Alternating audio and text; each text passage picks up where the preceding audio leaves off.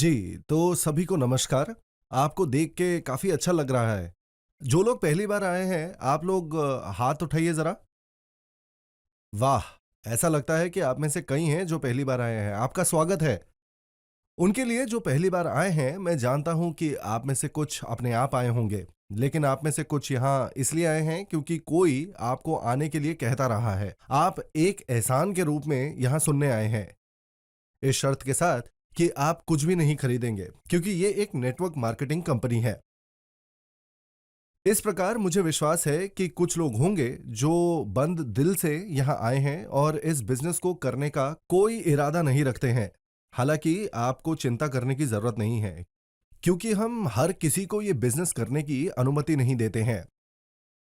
बेशक शर्तों के संदर्भ में हम आपकी शैक्षिक पृष्ठभूमि, आपकी उम्र, आपके लिंग या आपकी वित्तीय स्थिति को नहीं देखते हैं। भले ही हम कॉस्मेटिक उत्पादों वाली कंपनी हैं, हम लोगों के दिखावे के बारे में चिंतित नहीं हैं। क्या राहत है ना? अगर ये लुक्स पर आधारित होता तो मुझे लगता है कि केवल 2 लोग ही पास हो सकते थे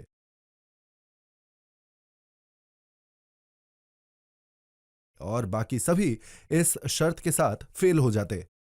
निश्चिंत रहें कि ये कंपनी आपके रंग रूप को नहीं देखती है। अब आप इस कंपनी के उत्पादों से परिचित होंगे और उनके बारे में कुछ स्पष्टीकरण भी सुनेंगे। ये सुनने के बाद अगर आपको लगता है कि मैं एटमी के उत्पादों को बेचकर पैसे कमाने के लिए ये बिजनेस करूंगा और मैं केवल एक कॉन्ट्रैक्टर होने के लिए ही इन उत्पादों को खरीदूंगा, तो हालांकि अगर मैंने ये व्यवसाय नहीं किया तो मुझे नहीं लगता कि मुझे इन उत्पादों का उपयोग करने की आवश्यकता होगी, क्योंकि मुझे ऐसी जगह पता है जहां मैं ऐसे ही उत्पाद खरीद सकता हूं जो बेहतर और अधिक किफायती हो। इसलिए मेरे लिए घटिया या अधिक महंगे उत्पाद खरीदने का कोई मतलब नहीं है। अगर आप ऐसा सोचते हैं तो आपको ये बिजनेस नहीं करना चाहिए। यदि आप पैसा कमाने के लिए इस बिजनेस को करने का निर्णय लेते हैं तो भी आप सफल नहीं होंगे, क्योंकि मनुष्य के रूप में हमारा विवेक होता है।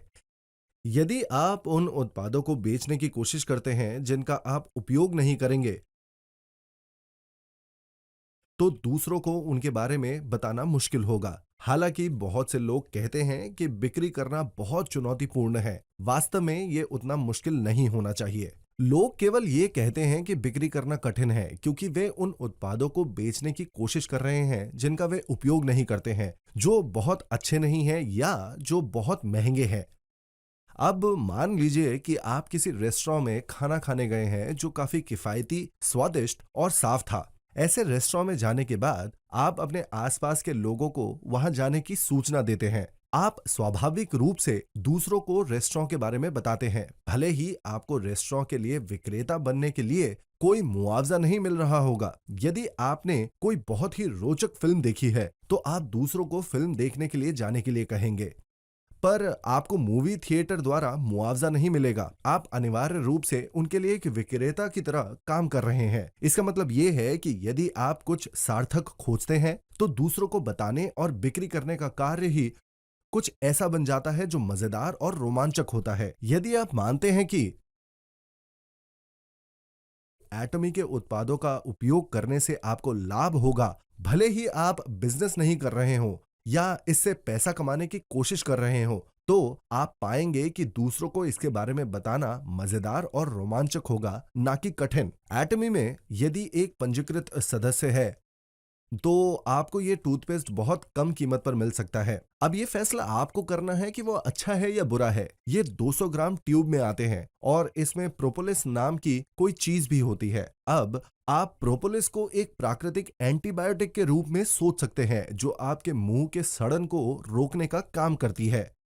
सामान्यतः आप अपने मुंह में सिंथेटिक एंटीबायोटिक्स नहीं डाल सकते हैं, जैसे प्रोपोलिस, जो एक मधुमक्खी के छत्ते को सड़न रोकने वाले कमरे में बदल देता है। इसे टूथपेस्ट में मिला दिया जाता है। यदि आप प्रोपोलिस के साथ टूथपेस्ट खरीदने के लिए किसी फार्मेसी में जाते हैं तो औसतन लागत लगभग 700 रुपए से 2100 रुपए होगी।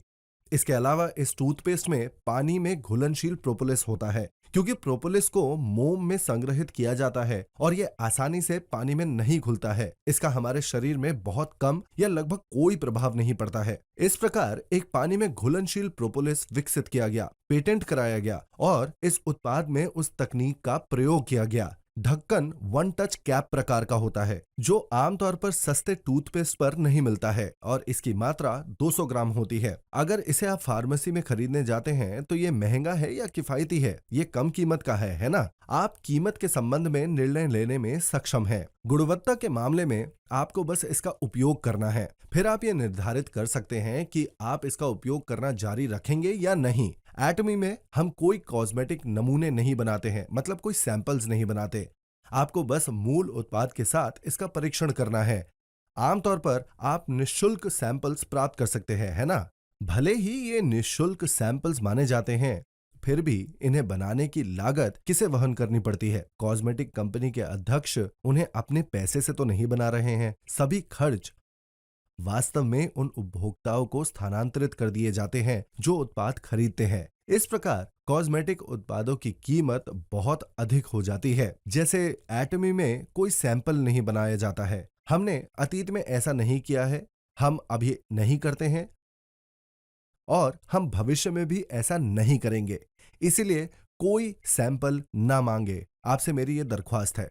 इसके बजाय आपको केवल हमारे सामान्य उत्पादों का उपयोग करके देखना चाहिए कि उत्पाद कितना अच्छा या बुरा है। यदि आप उत्पाद का उपयोग करने के बाद उसे पसंद नहीं करते हैं, तो उसे वापस कर दे। इस नीति को प्रस्तुत करने के एक रात पहले मैं वास्तव में सो नहीं सका।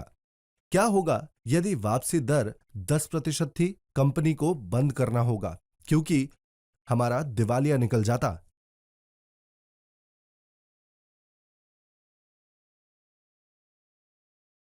सुबह करीब 4 बजे बहुत सोचने के बाद मैंने फैसला किया। मैंने सोचा, अगर किसी कंपनी की उस तरह की वापसी दर थी और उपभोक्ताओं को उत्पाद पसंद नहीं आया, तो उस कंपनी का अस्तित्व नहीं होना चाहिए।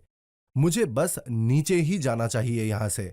इस प्रकार मैंने असफल होने के संकल्प के साथ प्रस्तुति दी। हालांकि एटमी के कॉस्मेटिक उत्पादों की वापसी दर उद्योग के औसत का केवल 10वां हिस्सा है। वापसी की दर आमतौर पर लगभग 3 से 5% होती है। फिर भी एटमी केवल 0.37% के आसपास है। दरअसल यह घटकर करीब 0.24% पर आ गया है।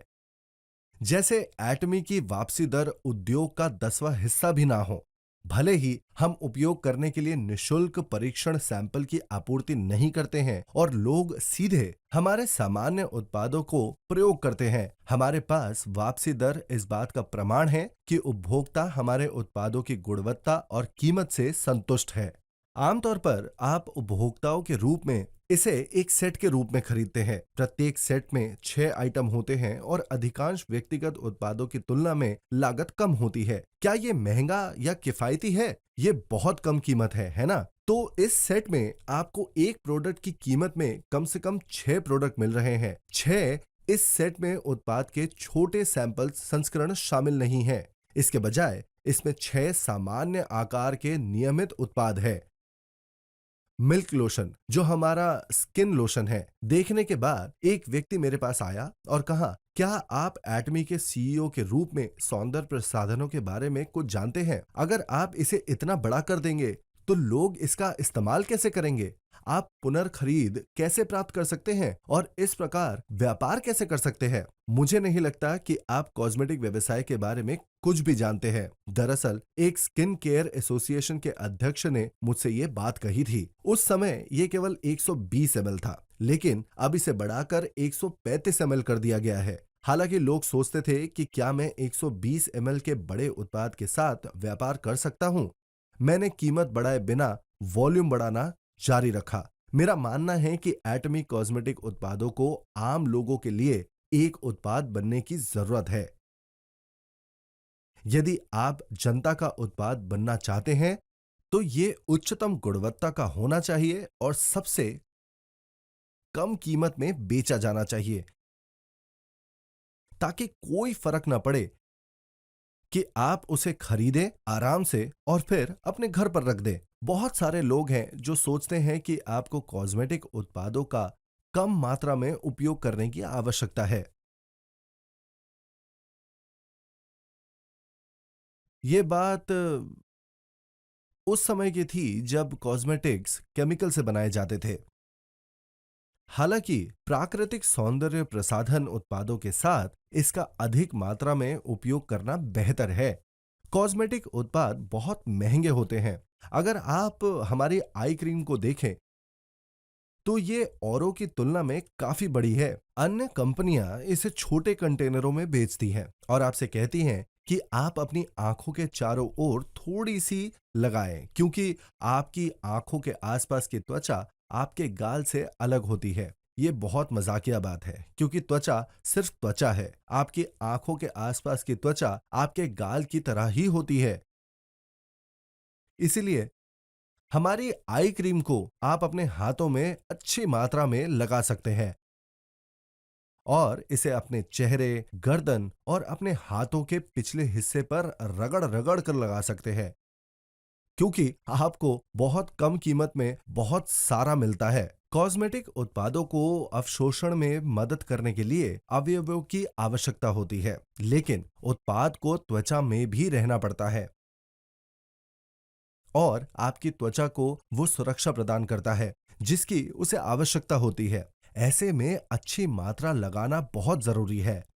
जब आप 2 सेट खरीदते हैं तो आपको 4 मिलते हैं, इसलिए मतलब 2 मुफ्त होते हैं। इसके अंदर हम इन उत्पादों को न्यूनतम संभव कीमतों पर बेचने के लिए विभिन्न तरीकों की तलाश करते रहते हैं। यदि आप 4 सेट खरीदते हैं तो प्रत्येक सेट की कीमत केवल 1 सेट खरीदने की कीमत से लगभग आधी होती है। इसका मतलब है कि प्रत्येक वस्तु लागत का केवल 12वां हिस्सा है। एक महिला ने मुझसे कहा कि वो इसका इस्तेमाल नहीं कर सकती क्योंकि ये बहुत सस्ता है। उसने ऐसे उत्पादों का इस्तेमाल किया है जिनकी कीमत 7,000 रुपए थी। क्योंकि इसकी कीमत इतनी कम थी, इसलिए उसने कहा कि वो इसका इस्तेमाल नहीं कर सकती। ये महिला जिसने केवल लग्जरी ब्रांडों का उपयोग किया था, उसने हमारे उत्पादों को सिर्फ एक मित्र के कहने पर खरीद लिया। उसने फिर सोचा, मैं अपने चेहरे पर इतने सस्ते उत्पाद का उपयोग कैसे कर सकती हूँ जब मैं केवल अपने चेहरे पर महंगे उत्पादों का उपयोग कर रही हूं। इसलिए उसने इसे अपने पीछे और अपने पैरों पर लगाया। 1 महीने तक ऐसा करने के बाद उसके पीछे और पैरों की त्वचा ठीक हो गई। इस प्रकार उसने हमारे उत्पादों को अपने चेहरे पर लगाना शुरू कर दिया और फिर बाकी के महंगे उत्पाद को अपने पीछे और पैरों पर इस्तेमाल किया। गुणवत्ता के मामले में हमें विश्वास है कि दुनिया में कोई अन्य उत्पाद इसकी बराबरी नहीं कर सकता है। तथाकथित लग्जरी ब्रांडों का उपयोग करने वाले कई लोगों ने मुझे बताया कि जब तक उन्होंने कोशिश नहीं की, तब तक उन्हें इस बात का एहसास नहीं था कि हमारे उत्पाद कितने अच्छे हैं। इसका मतलब ये है कि कॉस्मेटिक उत्पादों की गुणवत्ता इस बात पर आधारित नहीं है कि ब्रांड कितना प्रसिद्ध या शानदार है। अब ये सच है कि प्रसिद्ध कॉस्मेटिक ब्रांड उच्च गुणवत्ता वाले होते हैं। हालांकि इन उत्पादों में बहुत अधिक अतिरिक्त लागतें होती हैं। कीमत का 30 से 40% विज्ञापन लागतों को कवर करने के लिए है। इसमें दुकान या डिपार्टमेंट स्टोर की फीस भी शामिल है। आपके द्वारा भुगतान की जाने वाली कीमत का 70 से 80% उत्पाद में निवेश किए जाने के बजाय इन खर्चों का भुगतान करने पर बर्बाद हो जाता है। इसके अलावा इन कंटेनरों को बनाने में बहुत अधिक पैसा खर्चा होता है। एटमी में हम अपने कंटेनरों को साफ और सरल बनाते हैं। हमने गोल्ड प्लेटिंग के लिए कोई अतिरिक्त खर्च नहीं किया। इन कंटेनरों के लिए अतिरिक्त कुछ नहीं किया गया था। इस प्रकार हमने कीमत में कोई अतिरिक्त लागत नहीं जोड़ी और उत्पादों को केवल वही बनाया जो आवश्यक है। इन उत्पादों की कम कीमत के कारण बहुत से लोग ऐसे होंगे जो अपने संदेह के कारण उत्पादों को नहीं खरीदेंगे और न कि इसके महंगे होने के कारण। तो पहले उत्पाद का प्रयास करें, तो ये आपके लिए आसान बना देगा, क्योंकि आप आत्मविश्वास के साथ दूसरों को इसे आजमाने के लिए कह सकते हैं और यदि वे इसे पसंद नहीं करते हैं तो वे आपके पास वापस आ सकते हैं। जब आप वास्तव में हमारे उत्पाद को आजमाते हैं तो आप सभी विशेषज्ञ होते हैं जो ये निर्धारित कर सकते हैं कि आपको इसका उपयोग करना जारी रखना चाहिए या नहीं, और क्या ये एक ऐसा उत्पाद है जिसके बारे में आप दूसरों को बता सकते हैं। कृपया अपना हाथ उठाएं यदि आपको नहीं लगता कि आप ऐसा कर सकते हैं। आप सभी विशेषज्ञ हैं क्योंकि आप प्रतिदिन इस प्रकार के उत्पादों का उपयोग करते रहते हैं। आप में से जो यहाँ हैं मुझे पता है कि आप में से कुछ उपभोक्ता के रूप में आए हैं क्योंकि आप उत्पादों को पसंद करते हैं और अधिक जानना चाहते हैं। आप में से एक बड़ी संख्या इसलिए आई है क्योंकि आपने सुना कि आप पैसा कमा सकते हैं और ये देखना चाहते थे कि क्या आप ये बिजनेस कर सकते हैं। जैसे मेरा मानना है कि आप में से बहुत से लोग यहाँ हैं क्योंकि आप नहीं जानते हैं कि आपको ये बिजनेस करना चाहिए या नहीं। ये तय करने के लिए कि आपको ये बिजनेस करना चाहिए या नहीं, आपको ये निर्धारित करने की आवश्यकता है कि बिजनेस मौलिक स्तर पर काम करेगा या नहीं। ये आपके निर्णय में महत्वपूर्ण कारक होना चाहिए। अपनी भावनाओं या पैसे कमाने की अपनी साधारण इच्छा के आगे झुकने के बजाय आपको अपने कूल हेड के साथ एक तर्कसंगत निर्णय लेना चाहिए। आप अकेले व्यक्ति हैं जो ये निर्धारित कर सकते हैं कि बिजनेस काम करेगा या नहीं। एक मौलिक सिद्धांत है जो इस बिजनेस को काम कराता है। हमारे द्वारा कैरी किए जाने वाले सभी उत्पाद दैनिक आवश्यकताएं हैं जिनका हम सभी प्रतिदिन उपयोग करते हैं। अगर आपके पास पैसे नहीं हैं तो भी आप इन उत्पादों का इस्तेमाल करेंगे। ये उत्पाद खराब आर्थिक समय में भी बिकेंगे। आपको मंदी के कारण उनके न बिकने के बारे में चिंता करने की जरूरत नहीं है।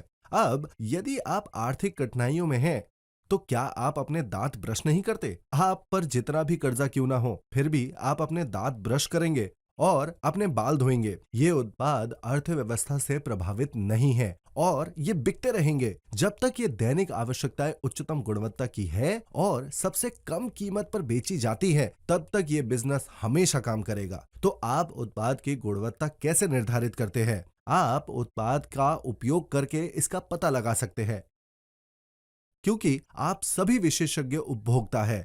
आप जल्दी से ये निर्धारित करने में सक्षम होंगे कि आप इसका उपयोग करना जारी रखेंगे या नहीं और आप जो उपयोग कर रहे हैं उसकी तुलना में ये कैसा है। यद्यपि आप विशेषज्ञ निर्माता नहीं हो सकते, जब उपभोक्ता के रूप में उत्पादों का चयन करने की बात आती है तो आप एक विशेषज्ञ अवश्य बन सकते हैं। आप उत्पादन लागत का विश्लेषण करने में सक्षम नहीं हो सकते, लेकिन आपके पास ये समझने और निर्धारित करने की क्षमता है कि कीमत बहुत महंगी है या सस्ती है।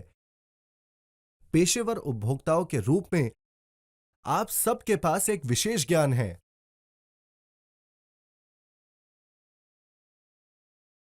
उसका उपयोग करके आप ये निर्धारित कर सकते हैं कि ये उत्पाद बिकेंगे या नहीं और आपके द्वारा किया गया निष्कर्ष सबसे सटीक होगा। आपको उस पर भरोसा करना होगा। बस उत्पाद का प्रयोग करें और अपने लिए देखें। एक बार जब आप उत्पाद का उपयोग करेंगे तो आपको उसके बारे में सब कुछ समझ आ जाएगा। यदि उत्पाद जो हर कोई उपयोग करता है उच्चतम गुणवत्ता और सबसे कम कीमत का है, तो क्या ये बिकेगा? निश्चित रूप से ये बिकेगा। ये अजीब होगा अगर ऐसा नहीं होता। मूल रूप से ये एक निश्चित बात है। जब हम एटमी में उत्पादों का चयन करते हैं तो हमारी एक शर्त होती है, यदि कोई हमारे लिए कोई विशेष या अनूठी वस्तु लाता है तो हम उसे नहीं रखेंगे और हम उस पर काम नहीं करेंगे। अगर कोई कुछ खास लाता है और कहता है ऐसा कुछ नहीं है जैसा आपने पहले कभी देखा होगा, तो मैं इसे देखूंगा तक नहीं। इसीलिए कृपया ऐसी किसी भी चीज की अनुशंसा ना करें जो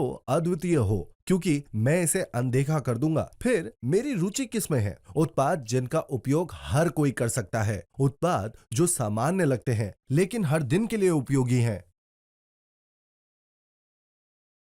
टूथपेस्ट और टूथब्रश सबसे आम है। सौंदर्य प्रसाधन भी सामान्य है। वे अद्वितीय नहीं हैं क्योंकि आप इन उत्पादों को कहीं भी पा सकते हैं। यदि ये उत्पाद महान और कम कीमत वाले हैं तो विफलता जैसी कोई बात ही नहीं है, क्योंकि ये एक निश्चित चीज है। फिर भी अगर आप कुछ ऐसा बेचने की कोशिश करते हैं जिसे दुनिया ने नहीं देखा है, तो मुझे नहीं पता कि ये अच्छा होगा या नहीं जब तक मैं इसे बेचूंगा नहीं। इतने सारे लोगों के साथ जो एटमी का बिजनेस करते हैं और अपने जीवन और आजीविका को दांव पर लगाते हैं, मैं अनिश्चित भविष्य वाले उत्पाद को बेचने की कोशिश करके कोई और जोखिम नहीं जोड़ना चाहता। इसके बजाय हर दिन उपयोग किए जाने वाले उत्पाद को आगे ले जाना चाहता हूं, जहां हमारे जीवन की गुणवत्ता कम हो जाएगी यदि हम इसे एक दिन के लिए उपयोग नहीं करेंगे तो। और उन्हें उच्चतम गुणवत्ता के साथ सबसे कम कीमत पर बेचना, ये सबसे सुरक्षित मार्ग है। तभी आप जोखिम से छुटकारा पा सकते हैं। इसमें कोई खतरा नहीं है, लेकिन प्रतिभा से ही संभव है। एटमी में हमारे उत्पादों को गुणवत्ता में नंबर 1 बनाने की क्षमता है। स्ट्रक्चर के मामले में भी हम नंबर 1 बन सकते हैं। जैसे हम हमेशा एब्सोल्यूट क्वालिटी की बात करते हैं, जिसका अर्थ है कि गुणवत्ता इससे बेहतर नहीं हो सकती है। आपको आश्चर्य हो सकता है, एटमी हमेशा एब्सोल्यूट क्वालिटी उत्पादों को कैसे आगे ले जाता है और नंबर वन बना सकता है, जब अन्य कंपनियों के लिए एक दूसरे को पार करने के लिए टेक्नोलॉजी को विकसित करने का प्रयास करना भी आम बात नहीं है। आप कैसे कह सकते हैं कि एटमी नंबर वन है और ये बताएं कि आप केवल आगे ले जा सकते हैं एब्सोल्यूट क्वालिटी के प्रोडक्ट्स? ठीक है, मैं इसे साहसपूर्वक बताता हूं क्योंकि हम टेक्नोलॉजी का विकास नहीं करते हैं और हम अपने उत्पादों का निर्माण नहीं करते हैं। इसका क्या मतलब है? हम किसी भी समय उच्चतम गुणवत्ता वाले उत्पादों और सर्वोत्तम तकनीक वाले अन्य व्यवसायों का स्वतंत्र रूप से चयन करने में सक्षम हैं। इस तरह हम नंबर वन बन जाएंगे।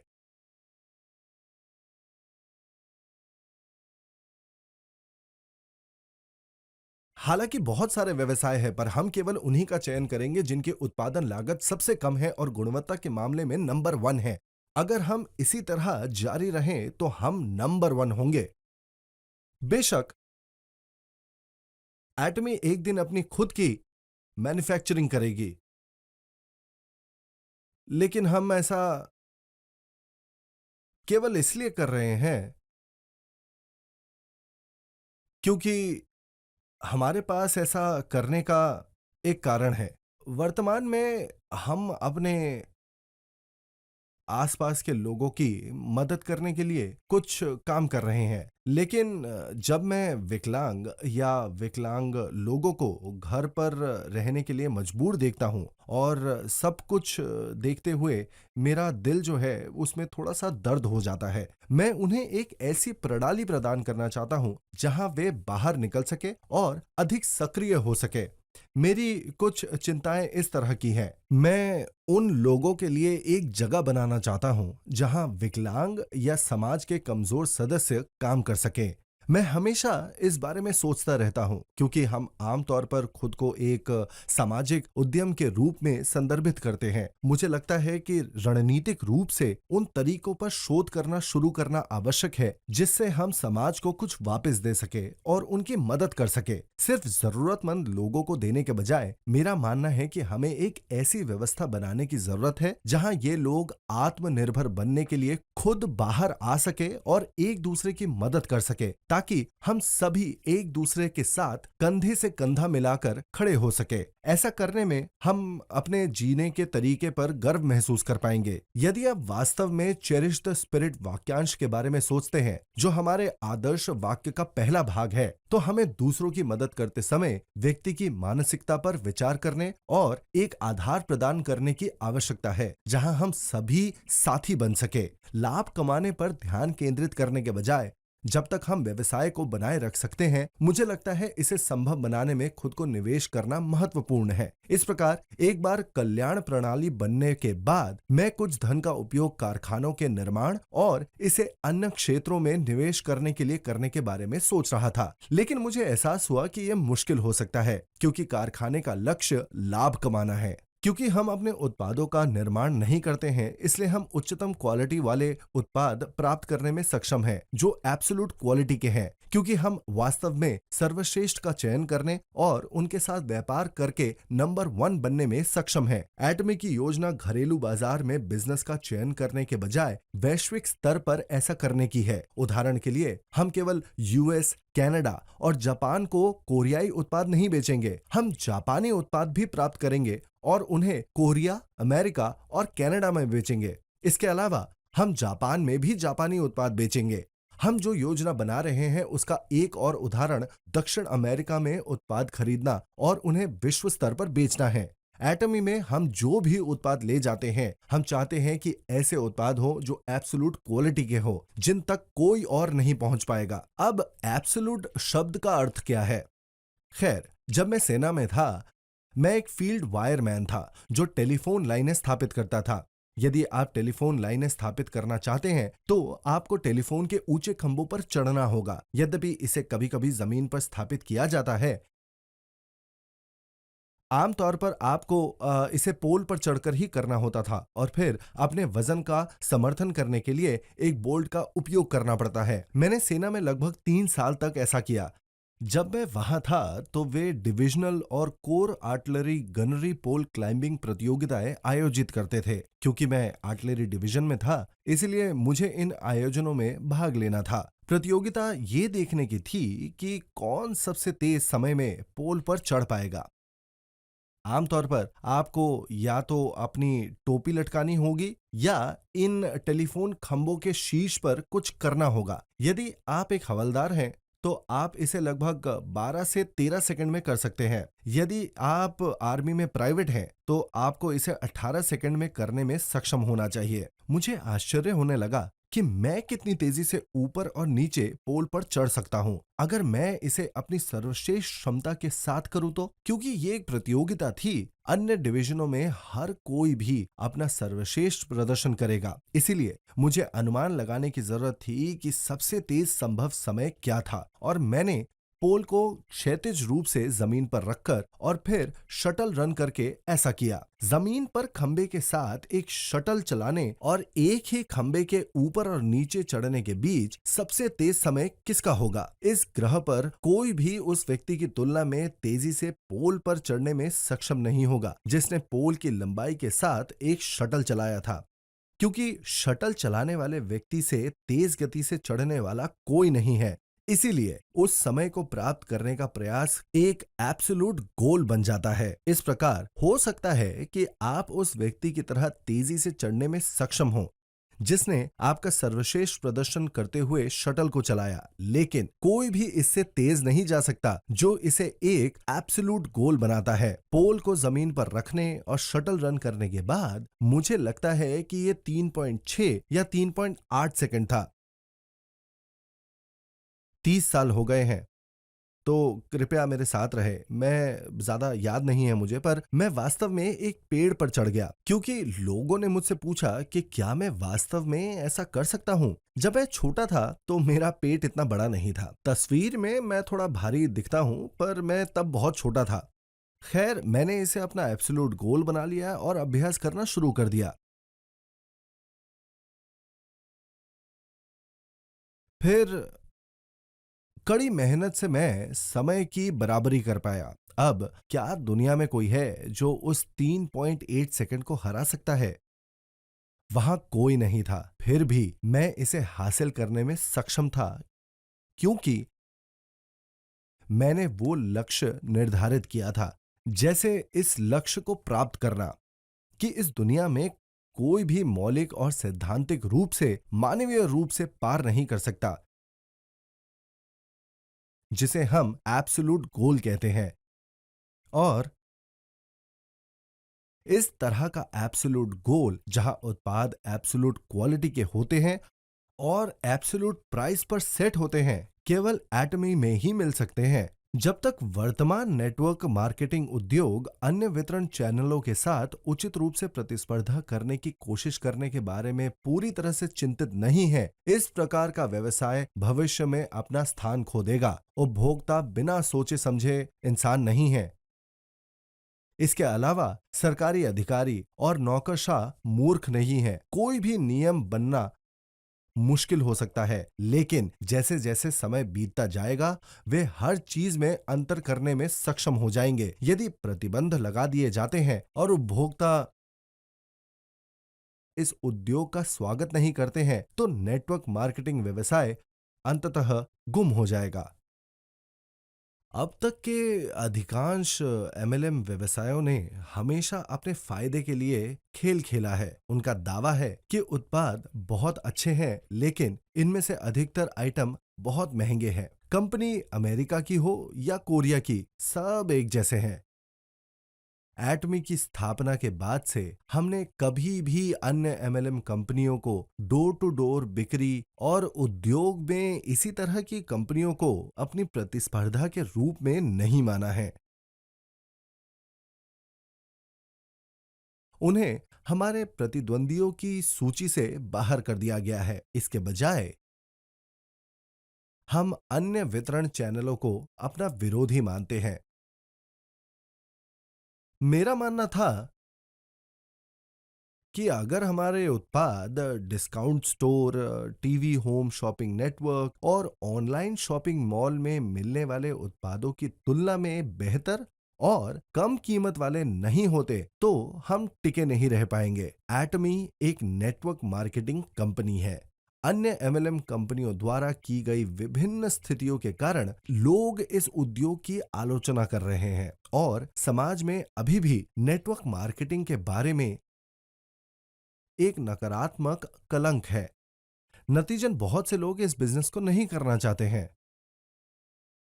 मैं उन एमएलएम कंपनियों की तरह नहीं बनना चाहता था। मुझे विनिर्माण उद्योग में बहुत अनुभव था। जब मैं एक वेतनभोगी कर्मचारी था, मेरा काम लगभग 17 वर्षों तक इंजीनियरिंग प्लास्टिक के साथ कार के पुर्जे बनाना था। 1992 में मैंने ऑस्ट्रेलिया में एमएलएम व्यवसाय के बारे में सीखा और मुझे लगा कि ये अब तक का सबसे सुंदर प्रकार का बिजनेस है। मुझे इसमें कोई समस्या नहीं दिखी, क्योंकि आप बढ़िया और कम कीमत वाले उत्पादों का उपयोग करेंगे और फिर अपने आसपास के लोगों को इसके बारे में सूचित करेंगे। विज्ञापन पर पैसा खर्च करने के बजाय जो व्यक्ति वर्ड ऑफ माउथ मार्केटिंग के माध्यम से उत्पादों को दूसरे तक पहुंचाता है, उसे मुआवजा दिया जाएगा। मैंने उन उत्पादों का उपयोग करने में कोई दोष नहीं देखा जो महान और कम कीमत के साथ साथ उपभोक्ताओं को मुआवजा देकर वापस योगदान दे रहे थे। जब मैं कोरिया लौटा, उस समय लोग विभिन्न पिरामिड योजनाओं में भाग ले रहे थे, जिससे कई लोगों को समस्या हो रही थी। मैं इस तरह के व्यवसाय का हिस्सा नहीं बनना चाहता था। जब मेरी पत्नी ने मुझे एमएलएम बिजनेस बंद करने के लिए कहा, तो मैं वास्तव में इसे बंद करना चाहता था। फिर भी मेरे दिमाग में नेटवर्क मार्केटिंग के प्रति ये लगाव था जो मैं छोड़ नहीं पा रहा था। बही खातों में एमएलएम का धंधा बहुत ही आकर्षक और परफेक्ट था। फिर भी वास्तविक दुनिया में किताबों ने जो कहा उसका पालन नहीं किया। मैंने एक ऐसी कंपनी की तलाश शुरू की जो मेरे द्वारा देखी गई पाठ्य पुस्तकों और सिद्धांतों का पालन करती हो, लेकिन मुझे एक नहीं मिली। अंत में मैं खुद कंपनी बनाना चाहता था और अगर ये कंपनी काम नहीं करती तो मैं पूरी तरह से इस अवधारणा को भूलने के लिए तैयार था। मैं वाकई एक एमएलएम कंपनी शुरू करना चाहता था जो किताबों में दिए गए सिद्धांतों का पालन करे। शुरुआत में ये बहुत ही मामूली था। यदि कंपनी उच्च गुणवत्ता और कम कीमत की दैनिक आवश्यकताओं को पूरा करने के माध्यम से मौलिक रूप से बड़ी हो सकती है, तो यह असफल होने का कोई रास्ता नहीं था। मैंने इस कंपनी की शुरुआत इस विश्वास के साथ की कि ये छोटी शुरुआत करने पर भी बड़ा हो पाएगा। इसके अलावा मैंने अन्य एमएलएम कंपनियों और डोर टू डोर बिक्री को हमारी प्रतियोगिताओं के रूप में नहीं देखा। इसके बजाय अगर हम कम कीमतों पर बेहतर गुणवत्ता वाले उत्पाद प्रदान करके discount store, TV home shopping और ऑनलाइन शॉपिंग मॉल जैसे अन्य वितरण चैनलों के साथ प्रतिस्पर्धा कर सकते हैं, तो हमारे लिए वितरण में मौजूद होने का एक कारण था। फिर भी अगर ये संभव नहीं होता तो कोई बात नहीं होती। जिस कंपनी की शुरुआत मैंने नेटवर्क मार्केटिंग कंपनी का सही मायने में अनुकरण करने की इच्छा से की थी, जिसे मैंने किताबों में पढ़ा था, वो थी एटमी। मुझे विश्वास था कि ये तब तक काम करेगा जब तक ये सिद्धांतों का पालन करता रहेगा। पेड़ छोटे बीजों के रूप में शुरू होते हैं जो तब तक बढ़ते रहेंगे जब तक उन्हें पानी, खाद और धूप मिलती रहेगी। वे प्रकृति के नियमों जैसे कुछ सरल चीजों का पालन करके अनिवार्य रूप से बड़े हो जाते हैं। इसी तरह यदि कोई उत्पाद दैनिक आवश्यकता, उच्च गुणवत्ता और वहनीय है, तो उस वस्तु के न बिकने का कोई कारण ही नहीं है। मेरा मानना है कि जब तक जिन लोगों के पास नौकरी नहीं है वे इस बिजनेस को करने की इच्छा रखते हैं, ये निश्चित रूप से बढ़ेगा। अगर ऐसा होता है तो निस्संदेह ये काम करेगा। तो मैंने वो छोटा बीज लगाया, मैंने उसे सींचा, खिलाया और उसे धूप में भीगने दिया। मैंने इस कंपनी को उन भावनाओं के साथ शुरू किया था और ये वास्तव में एक खतरनाक दर से बड़ी है। एटमी ने पहले ही नेटवर्क मार्केटिंग कंपनी के रूप में अपना नाम बनाना शुरू कर दिया है और मुझे विश्वास है कि हमारी भूमिका और अधिक महत्वपूर्ण हो जाएगी। आइए एक महान एमएलएम कंपनी बने जो हमारे दृष्टिकोण और सिद्धांतों का पालन करके सही रास्ते पर चले। एटमी ने पहले ही मॉडल कंपनी के रूप में अपनी यात्रा शुरू कर दी है। हमने कोरिया में नेटवर्क मार्केटिंग उद्योग को बदलना शुरू कर दिया है और इस संबंध में आगे बढ़ते जा रहे हैं। मुझे उम्मीद है कि ये सांस्कृतिक पहलुओं को भी बदलेगा, यहाँ तक कि जब हम जापानी, अमेरिकी, दक्षिण पूर्व एशियाई, चीनी और यूरोपियन बाजारों में प्रवेश करेंगे तो मुझे विश्वास है कि हम नेटवर्क मार्केटिंग की सांस्कृतिक विशेषताओं को बदलने में सक्षम होंगे। हमें इस बिजनेस को करते समय अधिक वैध, अधिक नैतिक और अधिक कर्तव्यनिष्ठ बनने की पूरी कोशिश करनी चाहिए ताकि हम पाठ्य पुस्तकों की तरह एक अनुकरणीय कंपनी बन सके। हमें उपभोक्ताओं के लाभों के संबंध में सिद्धांतों का पालन करना चाहिए। उपभोक्ताओं को अपने लाभ के लिए उत्पादों को खरीदना चाहिए। यद्यपि हम नेटवर्क मार्केटिंग उद्योग में एक नवांतुक हैं, हमें इन नई सांस्कृतिक सामग्री को बनाए रखने और लोगों के लिए एक ईमानदार कंपनी बनने की आवश्यकता है, क्योंकि अब से नेटवर्क मार्केटिंग का इतिहास एटमी द्वारा लिखा जाएगा। मुझे लगता है कि मानकों का प्रस्ताव देना शुरू करना आवश्यक है और ये निकट भविष्य में एक वास्तविकता बन जाएगा। आप सब लोग